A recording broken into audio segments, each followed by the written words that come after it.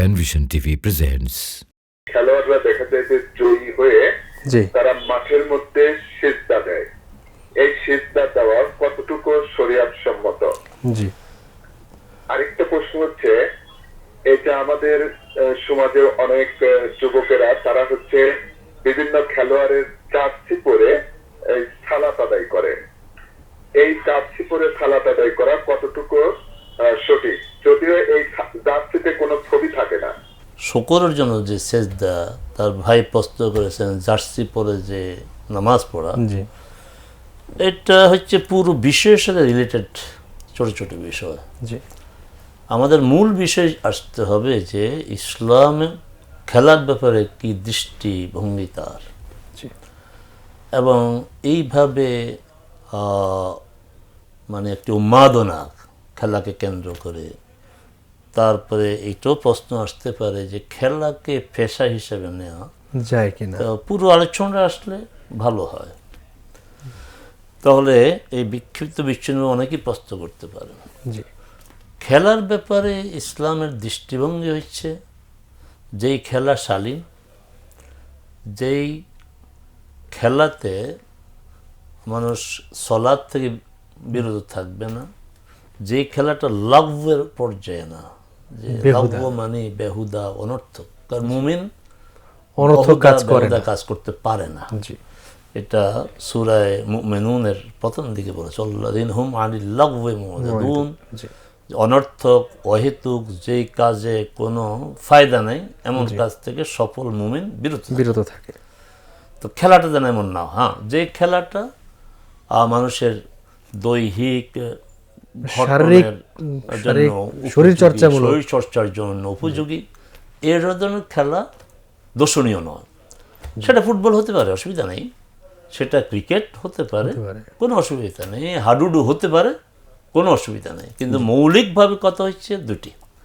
একটি হচ্ছে যে এই খেলা কোনো অবস্থাতেই যেন সলাৎ বিমুখী, ফরজ ইবাদতের ক্ষেত্রে যাতে বাধা না হয়। শুধু ফরজ ইবাদত না, নিজের যে একজন নাগরিক হিসাবে যে তার দায় দায়িত্ব পরিবারের প্রতি, রাষ্ট্রের প্রতি, সমাজ, এই দায় দায়িত্ব যেন তাকে উদাসীন করে না দেয়।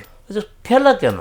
যেখানে সূরা মুনাফিকুনে আল্লাহ সুবহানাহু ওয়া তাআলা বলেছেন, ইয়া আইয়ুহাল্লাযীনা আমানু লা তুলহিকুম আমওয়ালুকুম ওয়া আওলাদুকুম আন যিকরিল্লাহ ওয়া মান ইয়াফআল যালিকা ফাউলাইকা হুমুল খাসিরুন। যে তোমার সম্পদ, তোমার সন্তান, সম্পদ সন্তান কার না আছে, এগুলোই যেন তোমাকে আল্লাহর জিকির থেকে দূরে সরিয়ে না রাখে। আর যারা এই পর্যায়ের কাজটা করবে, দূরে সরিয়ে রাখবে, তারা ব্যর্থ। তাহলে খেলাও আপনার এই জন্য খেলা এমন হতে হবে যেটা আমার শারীরিক আপনার শরীরচর্চামূলক, ব্যায়ামমূলক হতে পারে, অসুবিধা নেই, সীমিত পর্যায়ে খেলা অসুবিধা নেই। কিন্তু কেউ যদি বসে বসে লুডো খেলে, তাস খেলে, এর সাথে শরীরে কোনো সম্পর্ক নেই, ওই যে লাগু বেহুদা কাজের সময়ের অপচয় ঘটাচ্ছে। গেল এক নম্বর। দ্বিতীয় কথা হচ্ছে যে আপনার এই খেলাতে কোনো অবস্থাতেই আমার যে শালীনতা যেন না হয়। শালীনতা বলতে ইসলাম সতর, এবং পুরুষের সতর হচ্ছে নাভি থেকে হাঁটু পর্যন্ত। এখন কেউ বলে থাকে যে রাসূল সাল্লাল্লাহু আলাইহি ওয়াসাল্লাম এক সময় তার হাঁটুর উপরে কাপড় ছিল, আবু বকর আসলেন তিনি ঢাকলেন না, ওমর আসলেন ঢাকলেন না, ওসমান আসলেন ঢাকলেন। এটা বিক্ষিপ্ত বিচ্ছিন্ন ঘটনা, এটা হতেই পারে।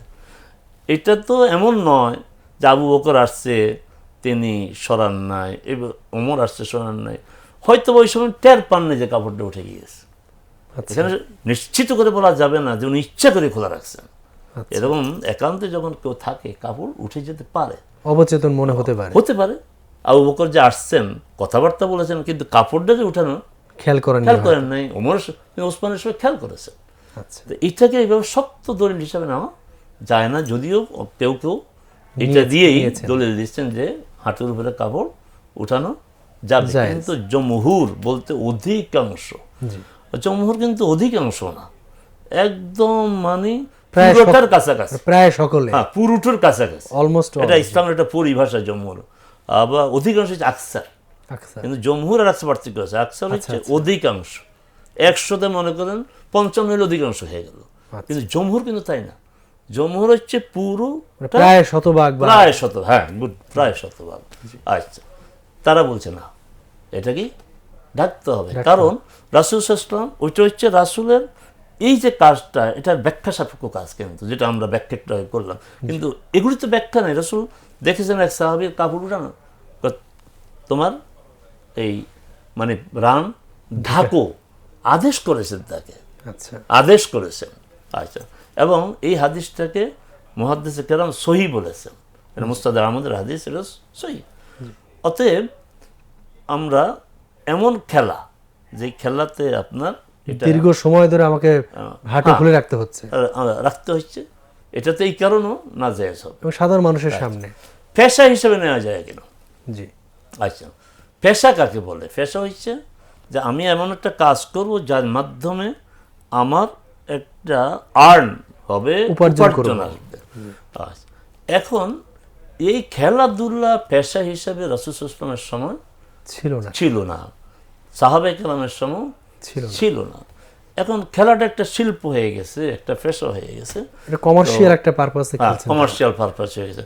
তো এখানে আমরা ওই একই কথা বলবো, যে যদিও এটাকে আপনার উৎসাহ দেওয়ার জন্য, যে আমরা খেলবো, আপনার এটা দেখে দেখে আমাদের প্রজন্ম খেলবে, শরীর চর্চা করবে, শরীরের কাঠামো ঠিক করবে, এই পর্যন্ত এটাকে আমরা খুব শক্তভাবে হারাম বলতে পারি না। কিন্তু শর্তগুলি আছে, অবশ্যই শর্ত সাপেক্ষে মুবা আমরা বলতে পারি, অবশ্যই শর্ত, যে সালাত আপনার বাধ্যতা।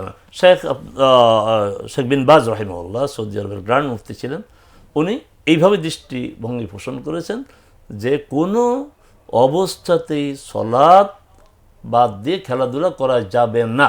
এই ফতোয়া দেওয়ার উনি বলছেন। তবে সাধারণত যেটা আমরা দেখি, খেলাতে সালাত শুধু ছুটে যায়, খেলোয়াড়দেরও ছুটে না, দর্শকের উনি বলছেন মাঠের দর্শকদেরও সালাত বাদ যায়, ঘরে বসে যারা টিভি স্ক্রিনে দেখে অনেক সময় তাদেরও ছুটে যায়। শুধু এই কারণে এটাকে সরাসরি আপনার জায়েজ বলার সুযোগ নেই।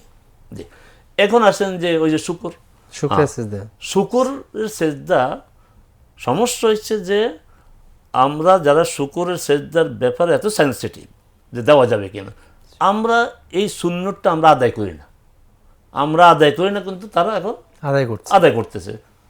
এটা তো একটা সমস্যা, যে আমি তারা আদায় করতেছে প্রস্তুত তুলি, কিন্তু আমরা কেন করি না? শুকরের সেজদা, 2 রাকাত সালাত আদায় করা। রাসূল সাল্লাল্লাহু আলাইহি ওয়াসাল্লাম যখনই কোনো ভালো সংবাদ তিনি পেতেন, খাররা সাজিদান লিল্লাহি শাকির, যে তিনি সেজদায় লুটিয়ে পড়তেন। তা আমাদের এই প্র্যাকটিসটা নাই কেন? হ্যাঁ, প্লেয়াররা যেটা দেয় না, এটাকে আমরা জায়েজ বলতে পারি না, যেন খেলাটাই তো সমস্যা।